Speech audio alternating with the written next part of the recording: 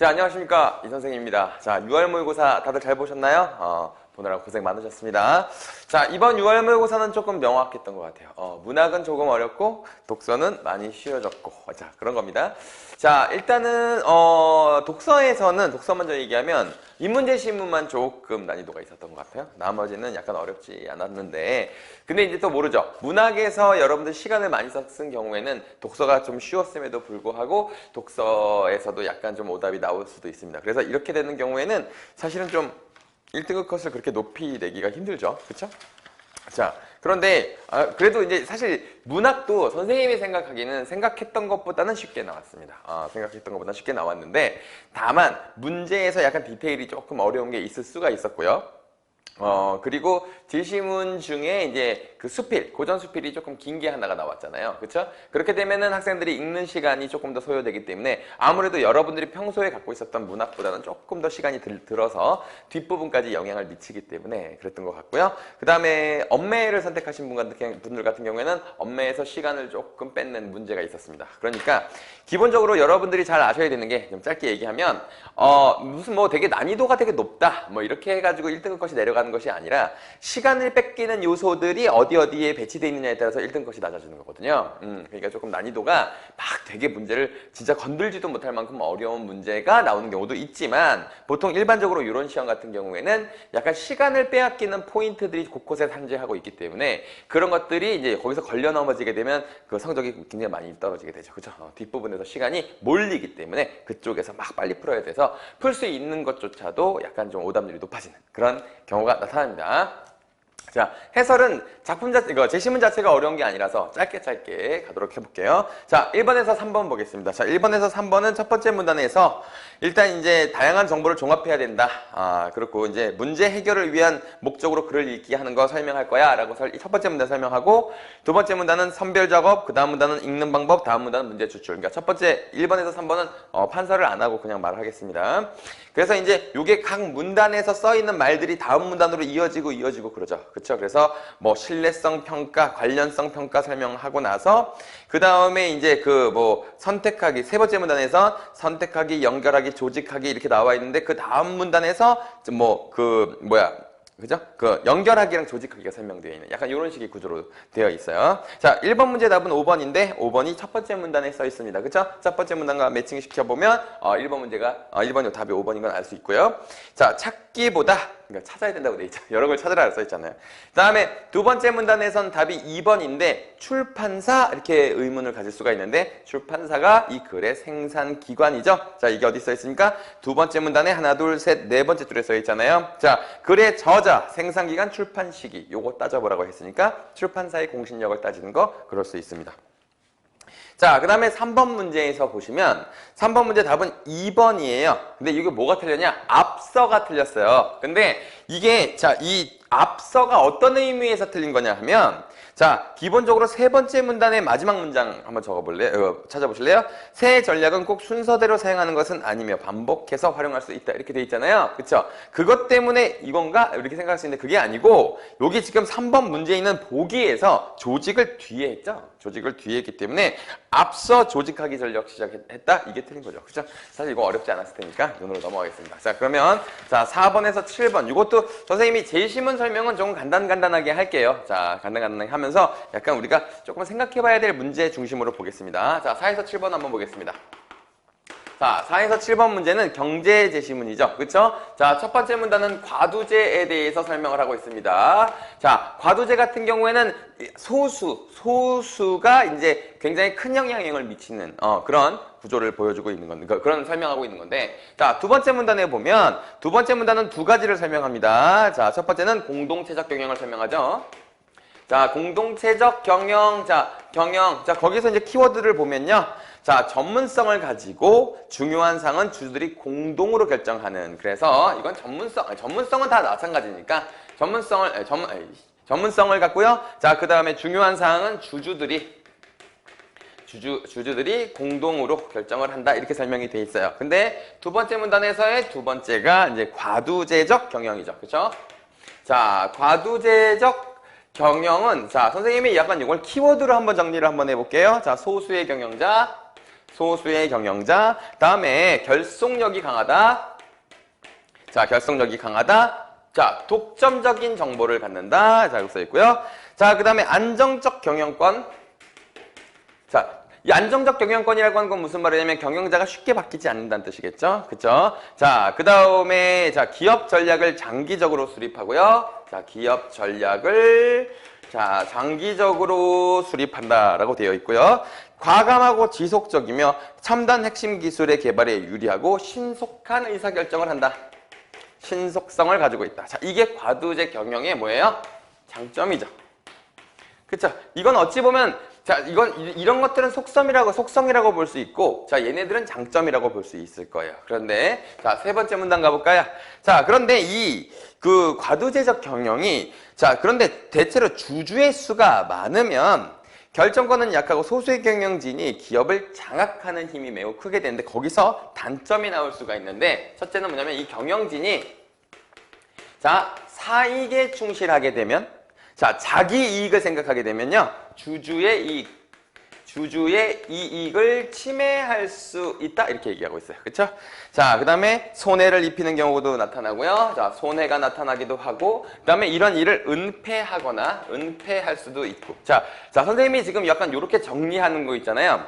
여러분들이 연습해 둬야 되는 건데 이게 뭐냐면 사회제시문은 문단별로 각각 다른 내용들을 설명하는 경우가 많아요. 그래서 그 문단들에서의 키워드들을 이렇게 정리를 해두는 게 좋습니다. 그러니까 짧은 글을 여러 개 읽는다고 생각하시면 돼요. 자, 그래서 첫 번째 문단은 어렵지 않지만 두 번째 문단 따로, 세 번째 문단 따로, 네 번째 문단 따로 이렇게 따로따로 정리를 하는 것도 좋은 연습 방법입니다. 그렇게 연습 방법해서 다 읽고 나서 한번 합치는 작업을 하는데 한 1, 2초면 되잖아요. 그렇죠? 촉촉 합치고 그 다음에 문제를 푸는 방식으로 가시면 사회제시문을 훨씬 더 효율적으로 접근할 수 있습니다. 자, 이런 식으로 가는 겁니다. 그래서 기업 가치가 이렇게 떨어질 수 있다 이렇게 얘기했습니다. 자, 그래서 네 번째 문단에 이거 문제점을 보완하기 위해서 나오는 두 가지 방식이 나오는데 첫 번째가 스톡 옵션입니다.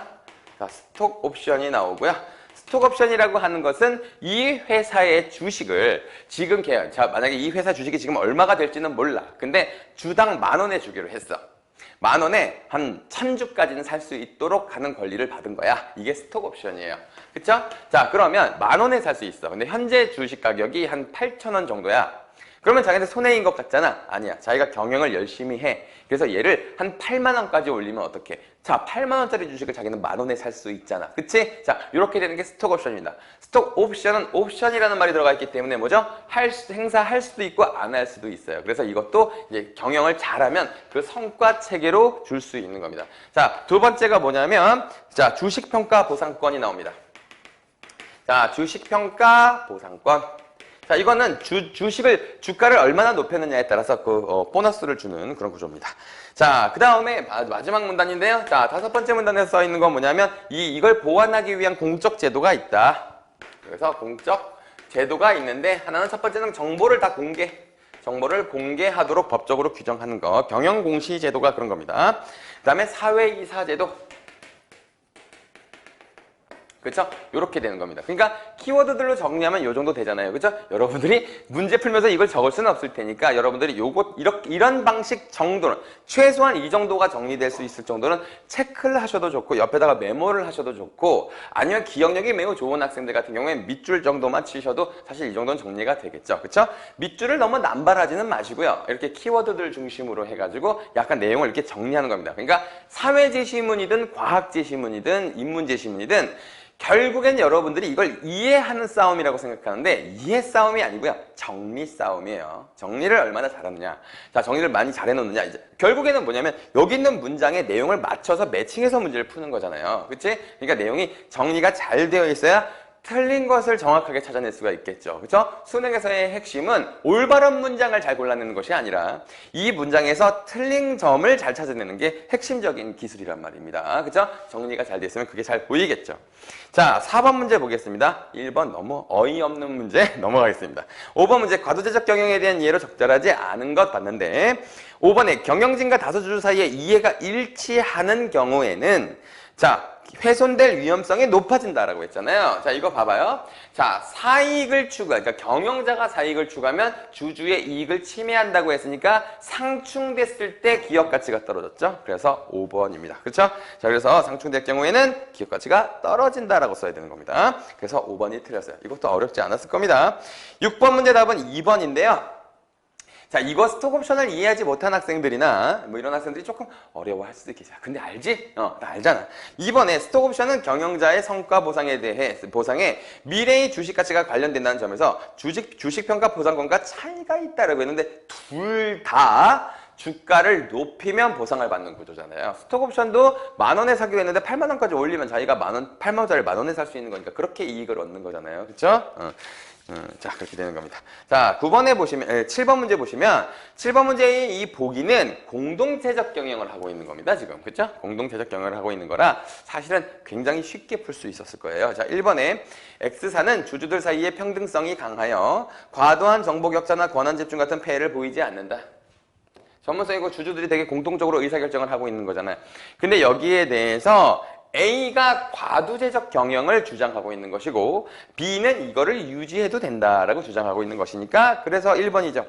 자, 평등성이 강하여 맞죠? 강하여 정보격차나 권한집중 같은 폐해를 보이지 않는다. 이건 과두제적 정치에서 과두제적 그 경영에서의 문제였잖아요. 그래서 1번이 답이 되는 거죠. 그렇죠? 어렵지 않았을 거고 빨리 더 어려운 거 해줘 라고 생각할 수 있겠지만 그래도 순서대로 해야죠. 자, 8에서 11번 한번 보겠습니다. 자, 8에서 11번은 과학제시문인데 과학제시문 치고는 이 정도는 어려운 게 아니었을 거예요. 그렇죠? 선생님이 이제 자, 이제 수업하는 학생들이나, 그러니까 선생님 수업을 들은 학생들은 알겠지만, 과학제시문을 잘하는 방법에 대해서 이번에 6월 모의고사를 대비하면서 정말로 강조해서 얘기를 했었죠.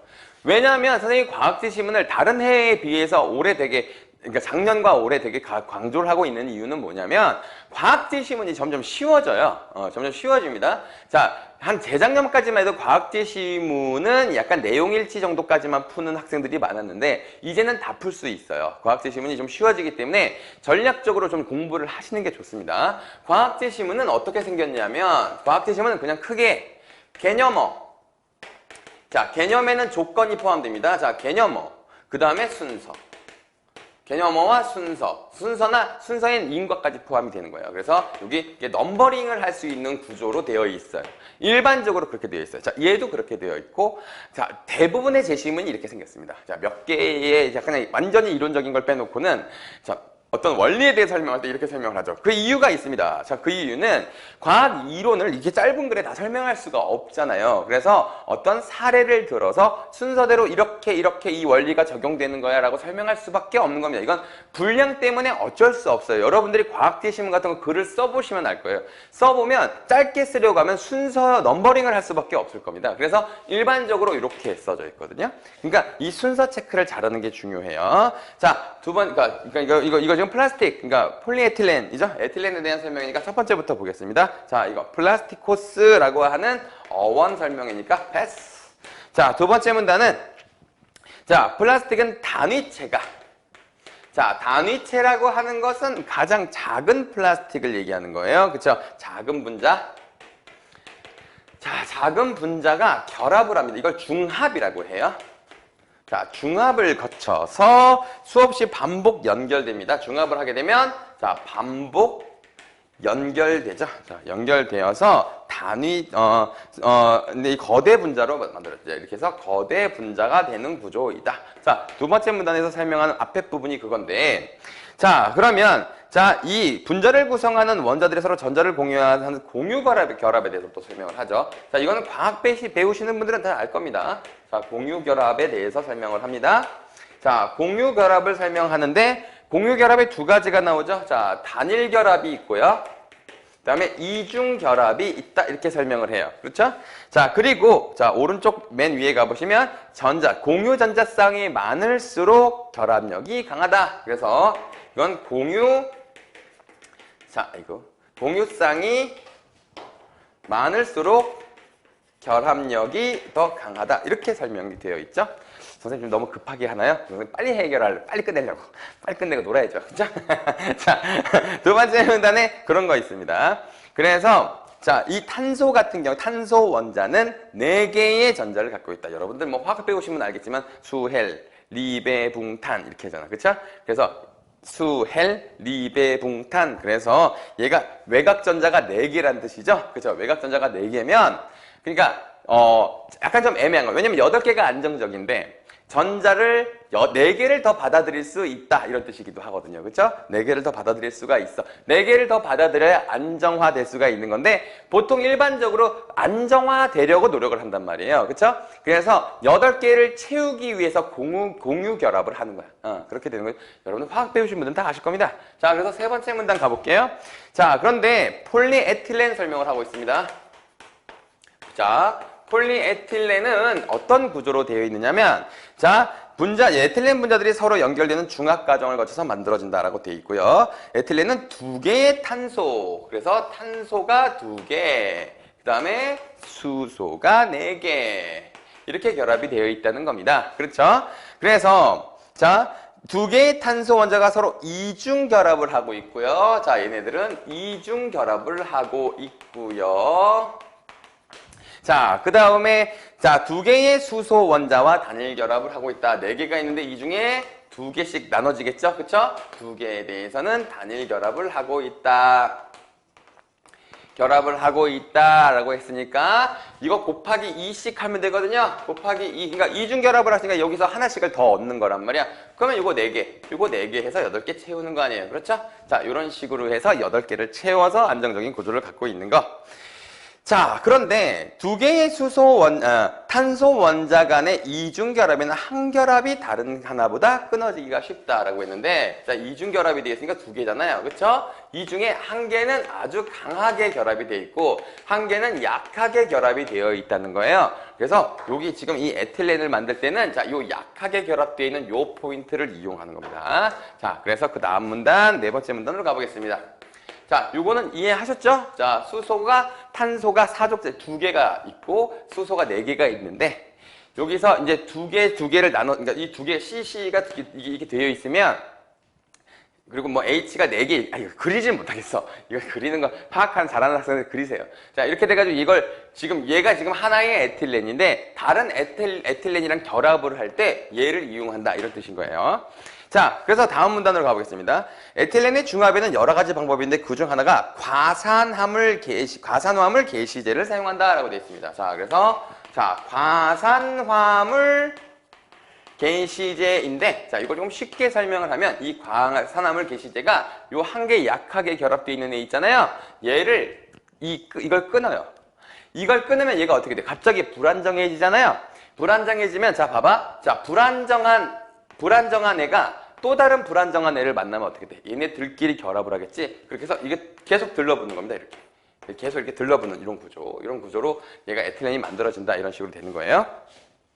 자, 게시제를 사용하는 것인데, 자, 여기서부터 여러분 순서 체크해 보겠습니다. 자, 그 문단 지금 찾아가 보세요. 자, 에틸렌의 중합에는 여러 가지 방법이 있는데, 그 중 하나는 과산화물 게시제를 사용하는 것이다. 자, 그 문단입니다. 지금 이거 지금 제시문 보고 계시죠? 자, 그 부분 찾아가 보세요. 자, 열을 흡수한 과산화물 게시제에다가 밑줄 치고 1.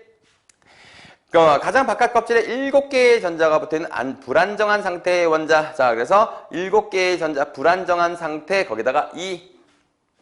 자, 이 불안정한 원자는 안정해지기 위해서 에틸렌이 가진 탄소의 이중 결합 중 더 약한 결합을 끊어 그 부분에다가 3. 자, 끊어버리면서 에틸렌의 한쪽 탄소 원자와 전자를 공유하며 단일 결합한다. 자, 단일 결합한다에다가 4. 자, 이렇게 되면은 얘네가 이 과산화물 게시제가 얘한테 무슨 일을 하는지를 순서대로 설명한 거예요. 그쵸? 그 순서 체크를 일단 해보세요. 자, 그 다음에 그러면 다른 쪽 탄소 원자는 공유되지 못한 홀로 남은 전자를 갖게 된다. 자, 홀로 남은 전자를 갖게 된다에다가 1. 자, 이 불안정한 탄소 원자는 같은 방식으로 다른 에틸렌 분자와 반응한다. 자, 다른 에틸렌 분자와 반응한다에다가 밑줄 치시고 2. 이와 같은 반응이 이어지며 불안정해지는 탄소 원자가 계속 생성된다에다가 3. 에틸렌 분자들을 결합하여 더해지면 이것들이 사슬 형태를 이룬다에다가 4. 자, 사슬은 지속적으로 성장한다. 5. 자, 그 밑에 줄에 두 사슬의 끝이 서로 만나 결합한다에다가 6. 그러니까 불안정한, 그러니까 이게 지금 자, 이렇게 생기는데 얘를 탁 끊잖아요. 그렇게 해서 다른 애랑 이렇게 연결하잖아요. 그렇죠? 얘는 해결이 됐는데 맨 마지막 거 어떻게 됐어요? 이거 불안정한 형태로 얘는 남아있겠죠? 끝에가 이렇게 불안정한 사슬 형태인 거예요. 그렇죠? 근데 이런 게 하나 더 있어. 근데 이게 끝에가 불안정하네요. 그럼 얘랑 얘랑이 둘 다 불안정하지? 얘들이 이렇게 붙으면 되잖아. 그치? 붙으면 두 개가 또 안정화되겠죠? 자, 이런 방식으로 계속 이어져 간다는 겁니다. 자, 그런 식입니다. 그래서 폴리에틸렌이라는 고분자 화합물이 만들어진다. 이렇게 된 거예요. 그렇죠? 자, 이거는 이제 텍스트로만 이해해도 이렇게 되는 겁니다. 그러니까 선생님이 지금 시간이 있었으면 그림으로도 보여줄 텐데 지금 여러분들 수능 보고 있잖아요. 모의고사 보고 있잖아요. 그렇죠? 빨리 해설을 하느라고 요 정도로만 설명해도 근데 이것만 해도 다 이해하실 겁니다. 자, 그 다음에 마지막 문단. 자, 플라스틱을 이루는 거대한 분자들은, 자, 거대한 분자라고 하는 건 단위체가 이렇게 중합한, 내가 지금 우리가 중합 과정을 본 거잖아요. 그래서 이 거대 분자가 만들어졌다고 쳐봅시다. 이 거대 분자들은 사슬들이 일정한 방향으로 나열되어 있는 결정 영역이라는 게 만들어진답니다. 자, 그래서 요거는 지금 네 번째 문단은 선생님이 그냥 순서로 제시문에서 체크를 해줬고요. 다섯 번째 문단에 결정 영역이라는 말이 나옵니다. 자, 결정 영역은 이게 두 개가 이렇게 두 개의 사슬이 이렇게 나란히 이어지는 부분의 길이라고 생각하면 돼요. 근데 얘네가 길고 짧을 때 약간 이 성질이 달라지거든요. 자, 거기 보면 자, 플라스틱 결정 영역이 차지하는 부분의 비율이 여러 조건에 따라 조절이 가능하고 물성에 영향을 미친다 해놓고 밑에서 하나, 둘, 셋, 넷, 다섯 번째 줄. 결정 영역이 많아질수록, 그러니까 이 나란한 부분이 길수록이라는 뜻이겠죠? 나란한 부분이 길수록 유연성이 낮고 충격에 약하고 가공성이 떨어지고 불투명해지고 밀도는 높아지고 단단해지고 그런데 이게 이런 점이 속성이 나타나는데 물질에 대한 민감성이 낮아지기 때문에 화학물질 담을 때는 되게 좋다는 거예요. 그렇죠? 변형되지도 않고 이런 거 있어요. 선생님이 지금 정확하게 모르겠는데 나 진짜 잘 몰라요. 모르는데 그 페트병 있죠? 페트병은 폴리에틸렌처럼 이렇게 말랑말랑하고 투명하고 이렇게 만들어지잖아요. 근데 병뚜껑 있잖아요. 그쵸? 병뚜껑은 좀 다르죠, 속성이. 그치? 그래서 그거를 아마 따로 분리수거를 할 거예요. 할 건데, 그게 폴리에틸렌인지는 모르겠어요. 그런데, 어쨌든 이렇게 플라스틱이 여기 결정 영역이 길이에 따라서 속성이 달라지기 때문에 어떻게 가공하느냐에 따라서 우리 용도에 따라 사용할 수 있다. 그래서 플라스틱이 많이 사용되죠. 그쵸? 많이 사용하지 마세요. 지구가 아파요. 자, 8번 문제 보겠습니다.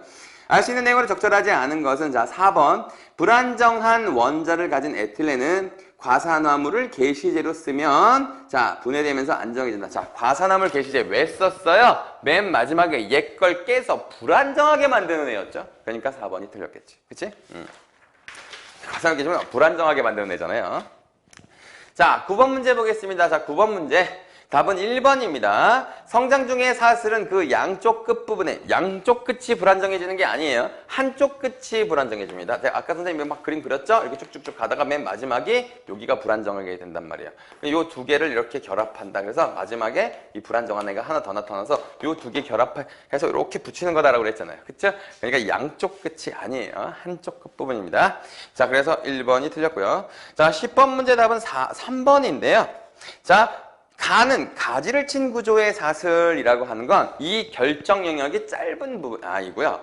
직선형 구조의 사슬은 이 결정 영역이 긴 애들이겠죠. 그렇죠? 걔네들을 약간 구분하라는 문제니까 3번 문제 보겠습니다. 보관 용기에 화학물질이 닿는 부분이 있다. 그럼 뭐 써야 돼요? 결정 영역이 긴 부분을 써야 되겠죠. 그렇죠? 아까 약간 좀 딱딱하고 이렇게 변형이 잘 안 되고 화학물질 담기 좋은 거 있잖아요. 그거고. 그래서 3번.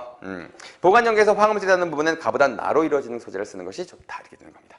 자, 그 다음에 11번 문제 답은 3번 이렇게 되는 거겠죠. 그쵸? 자, 여기까지가 이제 그 과학제시문까지 한 건데 사실은 이 과학제시문까지의 제시문은 그렇게 어렵지 않아서 아마 조금 독서를 연습하신 분 그리고 선생님이랑 같이 이렇게 순서를 연습하신 분들은 아마 훨씬 더 잘 하셨을 거예요.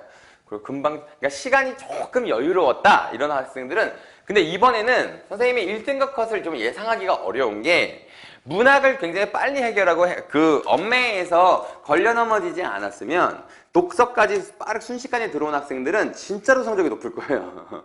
진짜 잘 봤을 거예요. 그래서 지금 공부를 열심히 하는 학생들한테는 성적이 굉장히 좋을 거고, 연습이 조금 부족해서 시간 안배나 이런 것들이 연습 안 돼 있는 학생들은 1등급이 많이 떨어졌을 것 같습니다. 자, 선생님이 생각하기는 그래요. 자, 그렇습니다. 자, 그러면 12에서 7번 잠깐 쉬었다가 하겠습니다.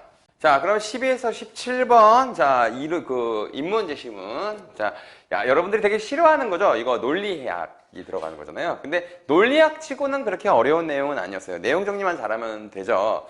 근데 논리학 치고 안 어려웠다는 거지, 여러분들이 읽을 때는 이게 조금 헷갈리는 내용이 좀 포함이 되어 있는 것 같아요. 자, 하나씩 한번 해볼까요? 자, 가제시문부터 한번 해보겠습니다. 자, 첫 번째 문단에서는 에이어라는 그 사람에 대해서 설명을 해요. 자, 이 에이어가 뭐냐면, 도덕문장이라고 하는 것은, 도덕문장은 진리적 합성을 갖지 않는다. 자, 진리적 합성을 갖지 않는다. 진리적 합성을 갖지 않는다는 것은 참이나 거짓을 따질 수 없다. 뭐 이런 뜻이 되는 거죠. 그렇죠? 그러면서 이제 두 번째 문단에서 뭘 설명하냐면, 자, 에이어가 사람들이 이게 조금 헷갈려 하는 이유가 뭐냐면, 이게 조금 그 문장이라는 것을 먼저 좀 이해를 해야 된다는 거예요. 그래서 에이어가 문장을 구분해 줬어요. 자, 첫 번째는 분석적 문장이 있어요.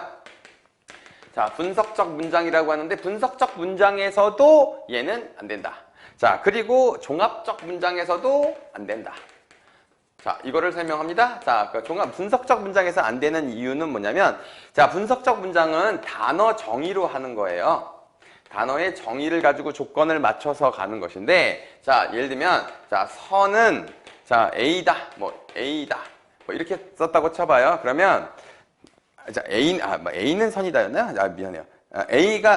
선은 A다. 자, 이런 문장이 있다고 쳐봐. 그러면 A가 이 선 안에 포함이 돼야 된단 말이에요. 그러면 이 선이라고 하는 것이 이 개념으로 쪼개서 포함되느냐 안 되느냐를 판단할 수 있어야 되는데, 자, 얘는 단순 개념이기 때문에 어떤 속성도 없고 내용도 없다는 거예요. 그래서 속성도 없고 내용도 없는 단순 개념이기 때문에 여기에 포함시키느냐 포함되느냐 안 되느냐 자체를 따질 수 없다는 거야. 자, 예를 들면 살인죄는 사람을 죽인 사람이다, 사람에게 내리는 죄이다 라고 했어요. 그럼 이 사람이 사람을 죽였는가? 그럼 사람은 무엇인가? 그리고 사람을 죽였는가? 자, 이런 것들을 판단하려면 그 포함 관계를 다 설명할 수 있어야 되잖아요. 근데 이 선이라고 하는 단어는 그냥 단순한 개념이다. 그러니까 어떤 포함 관계를 설명할 수 없는 단어다, 이런 뜻이에요. 자, 그래서 단순 개념이기 때문에 속성과 내용을 따로 갖지 않는다, 이렇게 얘기한 거죠. 자, 그 다음에 종합적 문장이라고 하는 것은 뭐냐면 경험을 통해서 검증이 가능해야 된다는 뜻인데, 얘는 선이라고 하는 건 이런 속성이 없기 때문에 얘도 경험이 안 되는 애예요. 경험적 속성이 없어요. 그러니까 감각을 할 수가 없어요. 선이라고 하는 건 무슨 감각인데요? 그렇죠? 이게 안 되는 거죠. 그러니까 얘로도 안 되고 얘로도 안 된다라고 에이어가 주장한 거예요. 자, 그런데 세 번째 문단에서 그러면 이게 도덕 문장이라고 하는 건, 에이어가 뭐라고 하냐면, 도덕 문장이라고 하는 것은 그냥 단순히 정서적 의미만을 갖는다. 정서적 의미라고 하는 건 뭐야? 자신의 감정 표현이라고 하는 거야. 근데 이 감정 표현을 하는 것임에도 불구하고 사람들이 이거를 내가 감정 표현을 하고 있다는 것을 잘 모르는 이유가 뭐 때문이냐면, 문장을 구분하지 못하기 때문이다 라는 건데, 어떤 문장을 구분하지 못하느냐? 첫 번째는 기술적 용법. 자, 기술적 용법이라고 하는 것은 뭐냐면, 자, 사실을 기술하는 거예요. 자, 이건 사실을 기술하는 것이기 때문에 얘는 참과 거짓, 그러니까 옳다 그르다를 따질 수 있어요. 옳다, 자, 그르다를 따질 수는 있어요. 자, 있는데, 자, 예를 들면, 자, 도둑질은 나쁘다라고 하는 도덕 문장이 있다고 쳐봐요. 자, 그러면 이거는 정서적 의미를 갖는다라고 했잖아요. 그렇지? 그런데 만약에 얘를 기술적 용법으로 도둑질은 나쁘다라고 얘기를 한다는 건 무슨 말이냐? 이 도둑질은 이 사회적으로 용인되지 않는다. 그러니까 도둑질은 사회적으로 배척된다는 사실을 기술하는 거라는 거야. 무슨 말인지 알겠어요? 자, 도둑질은 나쁘다 이렇게 얘기하는 것은 도둑질은 사회적으로 배척된다라는 것을 뜻하는 것이지 가치 판단이 아니라는 거야. 옳다, 그러다, 나쁘다 이런 말이 아니라 사회적으로 배척되는 것을, 도둑질은 사회적으로 배척되는 것의 일부다. 이런 뜻이라는 거지. 이거는 그러니까 옳다, 그러다의 판단이 가능해. 그렇지? 배척되나? 그렇지, 배척되지. 이렇게 판단할 수 있잖아. 그래서 기술적 용법은 도덕 문장이 아니야, 일단. 알겠어요? 그래서 얘는 안 돼. 두 번째는 표현적 용법이라는 게 있어요. 자, 표현적 용법이라고 하는 것이 바로 이 도덕 문장이 정서적 의미를 가진다는 것인데, 감정 표현이라고 하는 건데, 도둑질은 나쁘다. 그러면 이게 이 표현적 용법에서 의해서 이걸 설명을 하면 이런 말인 거야. 도둑질은 나쁘다. 야, 너 도둑질을 했어? 아유, 너한테 실망이야. 이런 뜻이라는 거야. 이런 뜻이라는 거야. 그러니까 주체의 주관적 감정이라는 거지. 준주관적인, 그러니까 주체의 주관적인 감정에 불과하기 때문에 얘도 옳다 그러다를 따질 수가 없지, 사회적으로. 그러니까 우리가 일반적으로 받아들일 수 있는 그게 아니지. 주관적인 감정인 거니까. 그치? 그러니까 얘네들을 구분해야 된다는 거야. 그러니까 그 도둑질은 나쁘다라고 하는 문장을 기술적 용법으로 보면 도둑질은 뭐 예를 들면 처벌을 받는다. 이런 용어랑 비슷한 거라는 거지. 근데 이게 표현적 용법에 의하면 도둑질은 나쁘다는 건 네가 그런 일을 하다니 라고 하는 주관적 감정의 표출이라는 거야. 그러니까 어때? 얘는 참과 거짓을 따질 수가 없지. 자, 얘는 못 따지고 얘는 따질 수 있어. 그런데 얘는 도덕 문장이 아닌 거야. 알겠어요? 이걸 구분하지 못하기 때문에 학생 사람들이 도덕적인 문장에도 참거짓을 따질 수 있지 않아요? 라고 얘기하는 게 이걸 기술적 용법인 걸 가지고 그렇게 생각한다는 거지. 근데 기술적 용법은 도덕 진술이 도덕 문장이 아니라는 거야. 알겠어요? 자, 이렇게 설명을 한 거죠. 자, 그런데 여기에 대해서 이제 좀 반박하는 게 나예요. 자, 반박하는 게 나은데 이거 좀 지우고 할게요. 지우고 해도 되죠? 이거 여러분들 지금 이거 필기하는 학생은 없잖아. 이미 본 시험 이러면서 이미 본 시험. 그런데 이제 이렇게 정리하는 건 잘 봐두세요. 자, 인문제 시험은 단어로 정리하는 게 좋아요. 단어로 정리하는 게 좋은데 이런 문장 같은 이런 것들 지금 이런 것도 이거의 진짜 의미가 어떤 단어로 설명되는지를 이렇게 구분해 두는 게 참 좋습니다. 자, 나제 시문으로 한번 가볼게요. 자, 나제 시문은 이겁니다. 자, 첫 번째 문단에서 그냥 전권 긍정식이 나오지? 자, 전권 긍정식 논제가 나오는데, 그게 나오는데, 자, 얘는 여러분 다 아는 거야. 모든 사람은 죽는다. 소크라테스는 사람이다. 그러면 소크라테스는 죽는다. 이거 있잖아. 3단 논법이에요. 그러니까 이게 전권 긍정식이 3단 논법이랑 똑같다고 보시면 됩니다. 자, 전제, 자, 1. 이거 대전제예요, 이게. 대전제. 자, 이거 P이면 Q이다. 이겁니다.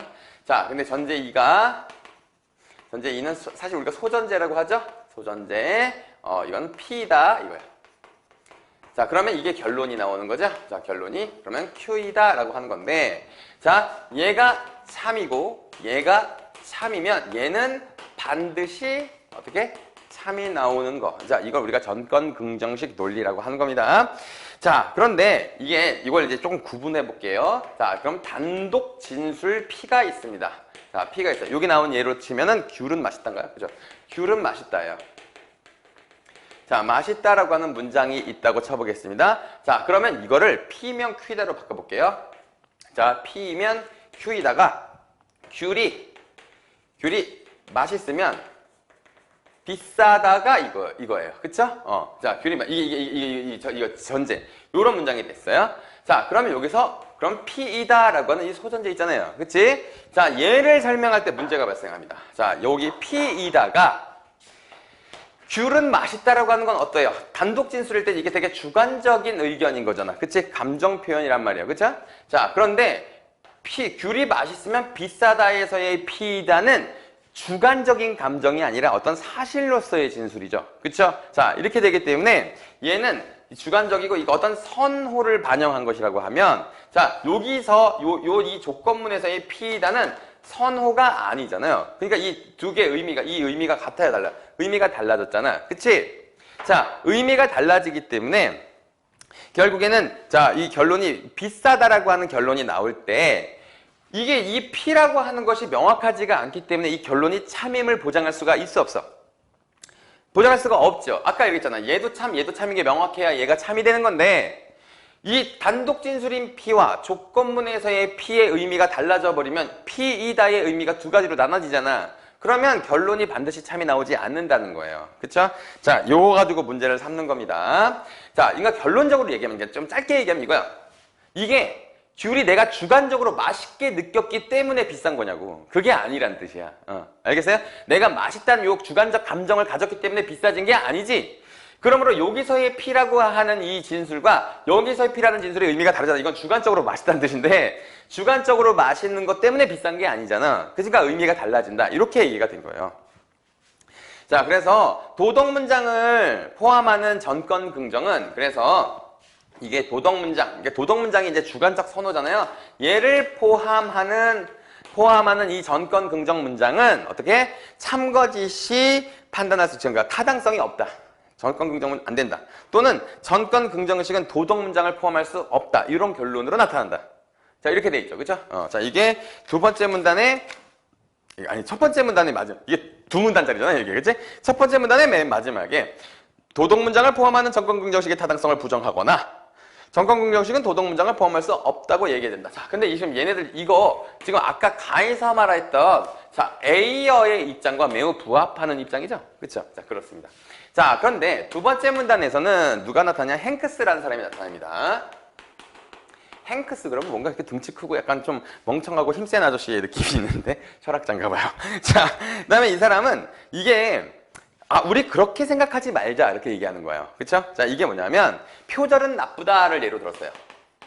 자, 표절은 나쁘다. 나쁘다라고 하는 문장이 있다고 쳐보자. 자, 이거는 자, 우리가 이제 요거 귤은 맛있다와 비슷한 문장이에요. 자, 근데 얘는 우리가 이걸 뭐라고 얘기를 해야 되냐면 이건 판단적이다라고 해야 돼. 판단적인 문장이다 이런 뜻이에요.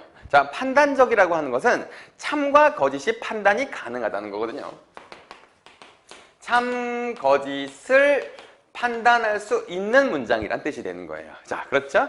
자, 그런데 여기서는 아까 단독 진술과 여기 이 전권 긍정에서의 P 이 두 개가 다르다는 점을 비판했잖아요. 그렇죠? 자, 그런데 얘는 뭐라고 했냐면 자, 그냥 단독 진술인 P와 전권 긍정의 P가 의미는 다를 수가 있어. 그렇지만 둘 다 판단적이라고 하는 것은 우리가 부정할 수 없다. 이렇게 얘기를 한 겁니다. 아시겠어요? 자, 그래서 자, P가 뭐 귤은 맛있다. 이건 P면 Q이다 라고 하면 이게 조건문에 포함되는 P 같은 경우에는 이게 속성을 부여하는 행위는 아니야. 그러니까 판단적인 문장이 아닐 수도 있어. 그러니까 P이다와 P이면 P이다라고 하는 요것과 P면 Q이다에서의 요 P 있잖아. 요 P. 요 두 P가 자, 얘도 판단적이고 얘도 사실은 판단적인 속성을 가지고 있기는 한 거야. 근데 자, 얘가 말을 이상하게 하지. 이 조건문에 포함되는 요 P 있죠? 요 P가 맨 마지막 문장에 이렇게 써 있어요. 속성을 부여하는 행위는 아닐 수 있다는 거야. 그러니까 이거는 이제 나쁘다라고 하는 이 속성을 부여하는 행위가 아닐지라도 본질적으로는 여전히 판단 문장이라는 거, 판단적 본질을 가지고 있다는 거야. 그러니까 이해했죠? 무슨 말인지. 그렇지. 그러니까 실제로 이 의도, 주관의 의도와 상관없이 판단적 문장이라는 거야. 판단의 의도가 없었더라도 판단적 문장이라는 건 우리가 부정할 수가 없어. 본질적으로 나 판단적 문장이잖아. 그러니까 판단이 가능해. 이렇게 얘기한 겁니다. 그렇죠? 그래서 귤은 맛있다라고 하는 거, 혹은 뭐 표절은 나쁘다라고 하는 거, 판단적인 속성 부여 행위가 아니더라도 판단적 본질을 없앨 수는 없다. 판단적인 문장인 건 맞지 않느냐. 그러므로 얘는 판단이 가능하다. 이렇게 얘기한 거예요. 그러니까 얘는 A열을 깐 거죠. 그렇죠? 자, 이렇게 된 거예요. 자, 이해 잘 하셨죠? 자, 12번 문제의 답은 4번인데 4번은 말도 안 되는 얘기죠. 사실의 종류에 따라 기술적 용법과 표현적 용법은 사실을 얘기하는 게 아니에요. 그러니까 4번에서는 자, 표현적 용법에다가 X 치셔야 되죠. 자, 13번 A로부터 출현한 내용으로 가장 적절한 것은 이라고 했는데 자, 5번 봐보세요. 표절은 나쁘다는 화자가 표절에 나쁨을 부여하지 않는 맥락. 그러니까 내가 이게 나쁘다라고 하는 어떤 그 속성을 부여하는 행위가 아니더라도 판단적 본질은 갖고 있다. 이렇게 얘기했잖아요. 그렇죠? 그래서 자, 이거는 아니더라도 나쁨을 부여하지 않는 맥락에서도 판단적 본질은 있다. 이렇게 얘기했어요. 그렇죠? 그래서 5번. 내가 지금 아까 마지막 설명이 13번 문제 때문에 얘기한 겁니다. 14번 문제 가보겠습니다. 14번 문제 답은 4번이에요. 자, 전권 긍정식의 두 전제에 공통적으로 포함된 도덕 문장. 이거 P죠. P. P 내용이 다르다고 얘기하는 게 누구예요? A여죠. 옳다. 옳다까지는 맞아요. 그렇죠? 4번 보기. 도덕 문장은 전권 긍정식으로 전제로 사용되면 진리적 합성을 얘는 원래 진리적 합성 갖지 않는다고 했잖아요. 갖는다고 했으면 그냥 무조건 틀린 거죠. 그렇죠? 그래서 4번이 틀린 겁니다. 행크스는 내용 차이가 없다. 그래서 내용 차이가 없다. 그러니까 아까 얘기했잖아요. 요 P와 요 P를 구분할 필요가 없다라고 얘기했어요. 그러니까 어쨌든 판단적 문장이기 때문에 구분할 필요 없다라고 얘기한 게 행크스잖아요. 그러니까 5번 보기는 그래서 맞는 보기예요. 자, 그 다음에 15번 문제 보겠습니다. 자, 1번인데요. 자, A형의 윤리학 견해가 옳다면 전권 긍정식이 직관적으로 타당해 보이게 된다는 점. 이거는 비판받을 수 있을지 모르겠지만 기억의 이 몇몇 논리학자들은 이거죠? A형의 견해를 옹호하는 견해로 설명한 거예요. 그렇죠? 그래서 비판이 된다. 이거 틀렸죠. 그렇죠? 자, 생각보다 선생님 문제 푸는 거 되게 단순하죠? 난 진짜로 원래 이렇게 풀어요. 그 다음에 16번 문제. 보기를 비교하여 이해한 내용으로 적절하지 않은 것은 이렇게 얘기했는데 자, 여기는 여기 한 예로 설명이 돼 있어. 자선이 옳다면 봉사는 옳다라고 하는 문장으로 간 거예요. 자, 1번 문장, 1번 보기 봐보세요. 도덕 문장이 태도나 감정을 표현한다는 주장은 자, 도덕 문장을 포함하는 조건문이 태도에 대한 태도를 표현한다는 보기의 주장과 상충한다는데 상충한 것이 아니라 자, 거기 보시면 자, 태도의 태도 자, 거기 보면 봐봐. 자선은 옳다는 찬성, 폭력은 나쁘다는 폭력에 대한 반대라는 태도를 표현하는데 도덕 문장을 포함하는 자선은 옳다면 봉사는 옳다라는 조건문의 문은 태도에 대한 태도를 표현하는 것이다 라고 얘기를 했어요. 그러니까 태도에 대한 태도를 표현한 것이기 때문에 참거짓을 구분할 수 없다 이렇게 얘기한 것이기 때문에 보기의 주장과 태도나 감정을 표현한다는 주장이 이 감정을 표현한다는 말은 참거짓을 판단할 수 없다고 주장했던 거니까 상충하는 것이 아니라 같은 주장이죠. 그렇죠? 자, 그래서 1번인 거고. 자, 17번 문제는 뭐 넘어가겠습니다. 자, 이렇게 되면 이제 독서에 대해서 다 한 거군요. 자, 이 독서 지심은 이번에 보면 사실은 그러니까 달에 세 번째 인문제 시문에서만 시간을 조금 썼을 거라고 선생님이 예상하고 있어요. 자, 그래서 다들 뭐 조금 이걸 맨 마지막에 푼 학생이 있고 이번에 전략을 수정해서 독서를 먼저 푼 학생이 있었을 텐데 독서를 먼저 푼 학생이 아마 앞에 2개, 3개의 제시문은 풀다가 괜찮다라고 하다가 요거 보면서 요거 좀 까다롭네 라는 생각을 했었을 겁니다. 근데 그것 때문에 문학에서도 시간을 놓쳐버리면 약간 또 이게 그럼 또 흐지부지 되는 거예요. 그러니까 어쨌든 조금씩 연습해가지고 최대한 제시문은 자, 완벽하게 정리를 하고 문제는 굉장히 빨리 푸는 방식으로 여러분들이 꾸준히 연습하셔야 어떤 문제가 나오고 어떤 제시문이 나오더라도 여러분이 대응할 수 있는 겁니다. 자, 그럼 독서는 여기까지 하겠습니다.